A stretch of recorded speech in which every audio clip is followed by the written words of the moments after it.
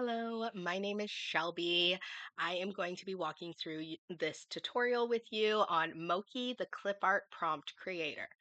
So I've created this GPT to help you write full prompts that you need for creating a clip art pack. So it's going to give us all of our main prompts, our supporting prompts, and some word art prompts that go with the pack. So the reason why I wanted to create this is because the prompts can only take us so far. Yes, there are some key things that we can do to write our prompts so that we get consistency and cohesive packs where the images are looking similar, because that's really the goal. When you're selling a clip art pack, you want it to look cohesive. But as you may know from trying out, sometimes we can put the same prompt in and get completely different results every single time. So I've learned a couple tricks on the AI tools that I've been using, like MidJourney, Artistly, and ChatGPT, as well as Nano Banana. And I want to show just how those tricks can help you to keep the cohesive along with using the prompts that we get from Mochi. So let's get started. I'm going to press start here. If you see me looking over, it's just because I have my second screen over here. So what it needs from us is it needs to know what is the style, what is the theme or the subject of the pack, do we have colors in mind or do we want Mochi to help us choose, and what tools are we using to create the clip art or the images. So this can be used in any AI image generator. So I am going to say watercolor style. And I already had an idea that I want to do. So I would say you should already know what you want to create when you're coming to Mochi to create your clip art pack.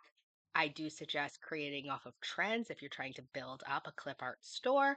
I do have another GPT in the AI toolkit that actually can help you find trends. You can also use a tool like Insight Agent is the one that I use and recommend. And if you already have an idea of just something you're wanting to create and you're wanting to bring it, you can just come there. It doesn't have to be a trend.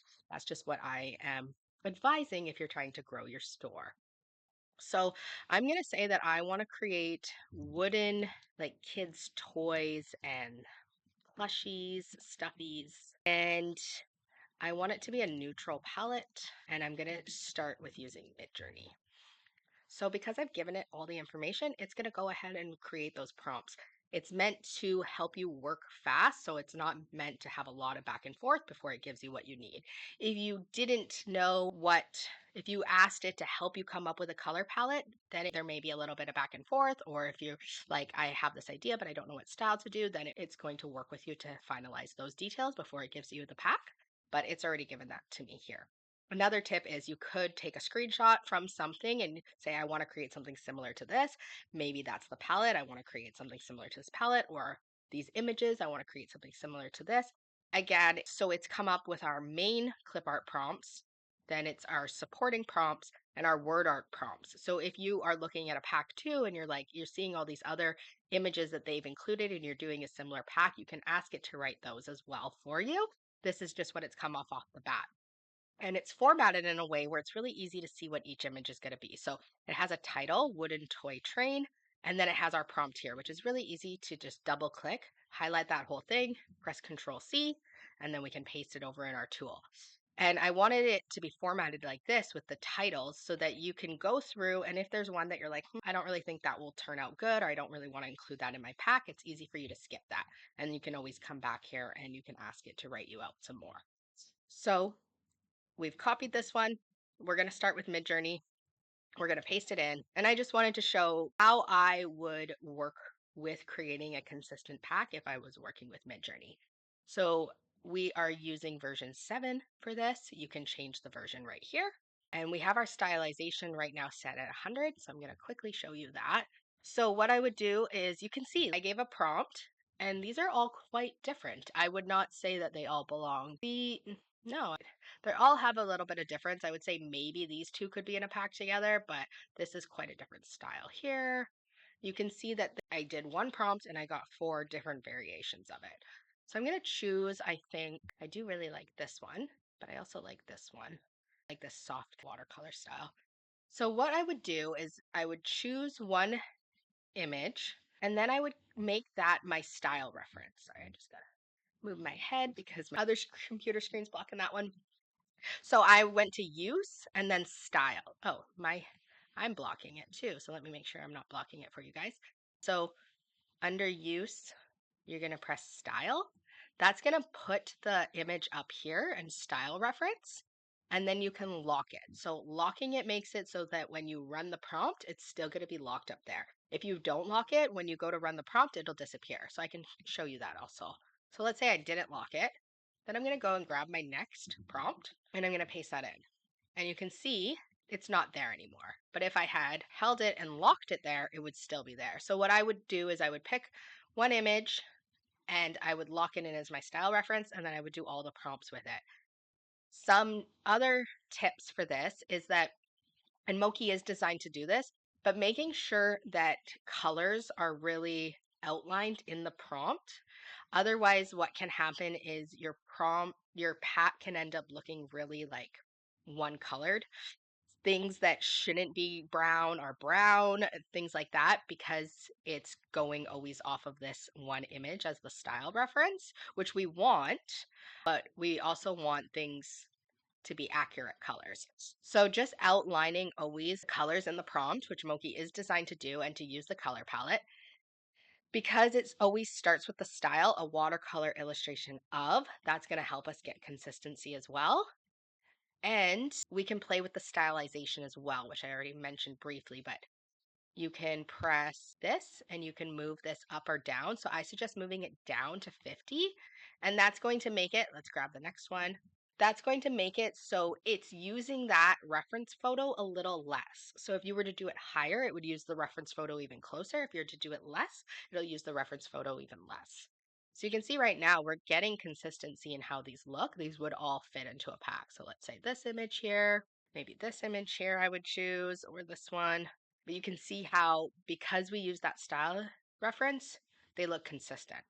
And just to show you an example of if we didn't use the style reference, let's redo that wooden rocking horse. And again, you'll see I could use any of these rocking horses and it would look consistent with what I'm going for in my pack. Where these are now, even though it's the same prompt, they're a different step. So that's MidJourney. Let's hop on over to ChatGPT and we'll do the same thing. So we'll choose the first image. It doesn't have to be the first image, but standard image that you're going to use as a baseline. So you're testing out your prompt at this stage. That's all right. So with ChatGPT, I do sometimes say, create me an image of, and then put the prompt so that it's clear. Here it was like, oh, do you want a prompt or did you want an image? So I'll let it know that I wanted this one.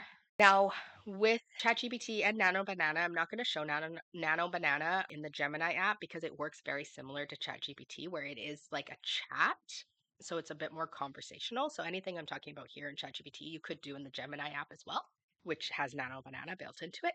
So I like to have the aspect ratio as 1:1 for my clipart images. They don't have to be, but I find that just speeds up my whole process of editing and getting the images ready. So you could just, again, if you didn't like something, you can ask it to change. ChatGPT does have quite a style when it comes to watercolor. They do tend to all look similar. So I find it's changed that to me for 1:1. I find that a lot of times, if you do it in ChatGPT and you do just keep your same prompting, how we've started with a watercolor illustration, we have our same palette and we're in the same chat, the images are going to be close enough to keep in a pack cohesively. So let's take a look at what this one looks like. That's honestly great. And I find that the images are a bit more accurate in ChatGPT, but it is slower than if we were to use MidJourney. Because MidJourney, we could queue up a whole bunch, walk away. Now, if you were finding that it didn't make it close enough, what you can do is you can download the image. And again, this can be done in the Gemini app using Nano Banana as well. You can grab the image, and then let's go with the next one. And then I would just write at the beginning, use this image as a style reference only. And then I would paste in the and the reason why I say use it as a style reference only is if you don't say that, it might actually try to put the train into the image, even though what you're trying to create next isn't a train. It's going to try to actually include it in. And that's going to be especially true when you are doing the word art prompts. If you just add an image that you want it to look at that, be in that kind of style, it's going to then try to put that image in. But if you tell it to use it just as a styles reference, it should know we're not actually taking that image and putting it into this new image. We're just using the style from it. So we'll let that load. Like I said, ChatGPT image creation is a bit slower than some of the others. And we will look at art. Now, Artistly can be hit and miss. It is a one-time fee, so I think $149 US for a lifetime license. So it's worth playing around with, but you don't always get the results that you want as quickly. And sometimes you have to prompt more often, and we'll play with it and see how it comes out. But I just wanted to give that disclaimer that I do like Artistly. I do think it's worth paying for because it's a one-time fee and you get lifetime access, but you're not always going to get results as quickly as maybe some of the other tools. So with Artistly, you get to choose a style, which I think is actually really great because it's almost building that into the prompt in the back end. So I would say go ahead and play. If you have a prompt, pick 5 and do that same prompt in 5 different styles and then see which one you like the best and go ahead with your pack. But with your pack, you're going to want to choose one style for the whole pack. I really like this intricate pastoral watercolor style. It's one of their newer styles that they've added. This is still loading. So let's go back and do wooden toy train. We're going to paste that in there. We're going to change the quantity to 4 and press generate image. Now it's processing, but you also can queue up images on Artistly, which is great. So I could press this icon and any of these. I can press regenerate. And what that's going to do is it's automatically going to select the style that I already had. And it's going to have that prompt, but we're not going to want that prompt. So ChatGPT is going very slow, but we're going to paste in our new prompt. You always do need to change the quantity again, and then we're going to generate. So these are going quite slow as well. But because we've used the same style, even though we weren't able to include a photo as a reference, because we've used the same style, Artistly does do a good job of keeping it consistent. So while those are both loading, I wanted to talk about one more thing, which is the word art prompts. So some tools are not as good at having the correct words. So you can see here, we want it to say little dream toys, cozy playtime. It's come up with these. And also what I should add is if you have a specific buyer in mind, you can adjust these so that they are more specific to your buyer. So I'm doing this toy pack. If I specifically wanted birthday party invitation sellers to buy this, or if I wanted it to be for baby shower niche, I could do the word art prompt specific with those in mind. These ones have just stayed generic, which is great too. But MidJourney may not do as good with the text. Now that we are on to version 8, I haven't played with that yet. It may be better. It's only going to get better, but MidJourney right now isn't as great with the text, and Artistly isn't as great as with the text. So what you could do in that case is you could make the pack in one of those, and like I showed, you could download one of the images, and you could come to ChatGPT, upload that image, and do the same thing. Use as a style reference only and create it. So ChatGPT is loaded and we asked it to use the wooden train as a style reference for this photo, and you can see it does go along with it. And it didn't actually stick too close to the color palette, which is great. We don't want everything to look one-toned. So it didn't feel like it had to pull in the green. It kept to what the horse would actually look like, and the horse would have brown hair, not green hair. So I think it did a great job. So ChatGPT images are one of my favorite, but in the sake of working quickly, I will use the other tools as well. What I like about ChatGPT and Nano Banana is that they do really well with hands and feet and those sort of intricate details that other AI isn't as great at yet.